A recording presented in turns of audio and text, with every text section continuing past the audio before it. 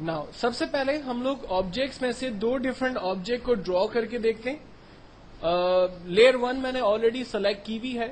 मैंने यहां से रेक्टेंगल का टूल सेलेक्ट किया और अपने पेज पर रेक्टेंगल को ड्रॉ किया.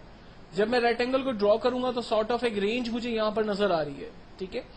इस ऑब्जेक्ट के अंदर अगर किसी भी कलर को फिल करना हो तो यहां पर कलर की दो विंडो हमारे पास आ रही है.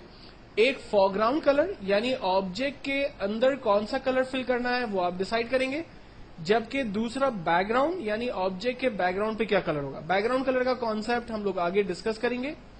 फिल वक्त ऑब्जेक्ट के अंदर कलर फिल करने के लिए हम लोग फोरग्राउंड कलर पर क्लिक करेंगे और यहां पर कलर की जो वेराइटीज दी हुई हैं उन वेराइटी में से अपनी मर्जी का जो भी कलर आपको ठीक लगता है आप उसे चूज करेंगे.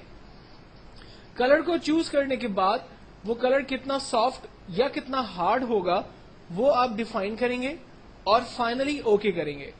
उस कलर को इस ऑब्जेक्ट में फिल करने का जो शॉर्टकट तरीका है वो अल्टर बैक स्पेस है. अल्टर बैक स्पेस करने से ऑब्जेक्ट के अंदर वो कलर फिल हो जाएगा. अब मुझे ऑब्जेक्ट की रेंज को खत्म करना है तो कंट्रोल डी बटन प्रेस करने से ऑब्जेक्ट की रेंज खत्म हो जाएगी. इस तरह से मैंने लेयर 1 पर पहला ऑब्जेक्ट ड्रॉ किया. अब इसी लेयर पर मैं एक और ऑब्जेक्ट ड्रॉ करता हूं. लाइक रेक्टेंगल के टूल पे क्लिक करके रखता हूं तो इसके अंदर मौजूद जो मजीद टूल्स हैं वो मेरे सामने आए. मैंने यहां से सर्कल के टूल को सिलेक्ट किया और अपने पेज पर एक नया कलर चूज करते हुए एक नया ऑब्जेक्ट ड्रॉ किया. Alter back space colour fill करते हैं, जबकि रेंज को खत्म करने के लिए कंट्रोल डी बटन प्रेस किया, रेंज खत्म हो गई. अब मैं ऑब्जेक्ट को मूव करता हूं. तवज्जो दें, स्क्रीन पर मैं सर्कल पे माउस रखकर जब सर्कल को मूव करता हूं तो उसके साथ रेक्टेंगल भी मूव हो रहा है और अगर मैं रेक्टेंगल को मूव कर रहा हूं तो उसके साथ सर्कल भी मूव हो रहा है.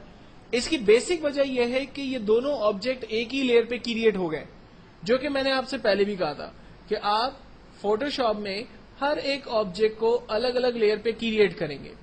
अब इसको कैसे ठीक करें? इसको ठीक करने के दो तरीके. पहला तो ये कि आप लेयर को डिलीट कर दें और दोबारा से एक न्यू लेयर क्रिएट करके दोनों ऑब्जेक्ट सेपरेटली अलग अलग लेयर पे बनाएं. एक तरीका तो ये है. दूसरा तरीका है कि आप इसे अंडू करें. अंडू करने का तरीका कंट्रोल जेड, लेकिन जब हम कंट्रोल जेड करते हैं तो वो सिर्फ एक ही अंडू करता है. अगर आप चाह रहे हैं कि इस पे मल्टी अंडू हो तो control alter Z button press करते हैं. कंट्रोल अल्टर जेड प्रेस करने से आप देखेंगे ये स्टेप बाय स्टेप अंडू हुआ. एक ऑब्जेक्ट मेरी इस लेयर से रिमूव हो गया. देन मैंने यहां से एक न्यू लेयर सेलेक्ट की और मैंने यहां पर एक नया सर्कल या नया ऑब्जेक्ट ड्रॉ किया. देन इसके बाद कलर फिल किया, alter back space, control D selection, selection खत्म हो गई.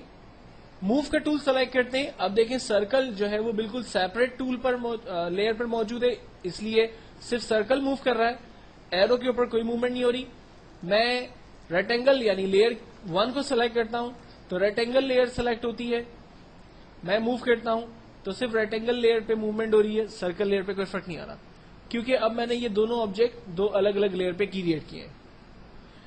इसी तरह से अगर मैं किसी भी ऑब्जेक्ट लेयर को हाइड करना चाह रहा हूं तो यहां हमारे पास आई का बटन दिया हुआ है. जब मैं सर्कल को छुपाना चाहता हूं तो मैंने इसकी आंख को बंद कर दिया. आप देखें सर्कल की लेयर टेम्पररी तौर पर हाइड हो गई.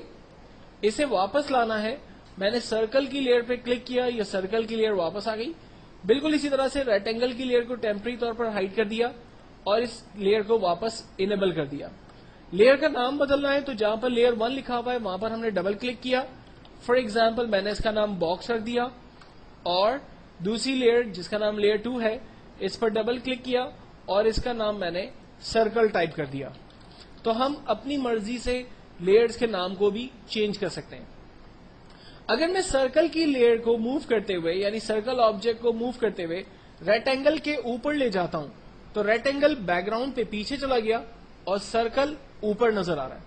मैं चाह रहा हूं कि सर्कल का ऑब्जेक्ट पीछे चला जाए और रेक्टेंगल का ऑब्जेक्ट आगे आ जाए. तो इसका बेहतरीन तरीका यह है कि हम सर्कल की लेयर को देखते हैं. ये सर्कल की लेयर ऊपर है, सर्कल ऑब्जेक्ट भी ऊपर नजर आ रहा है. हम सर्कल की लेयर को पकड़ के नीचे की तरफ मूव करते हैं.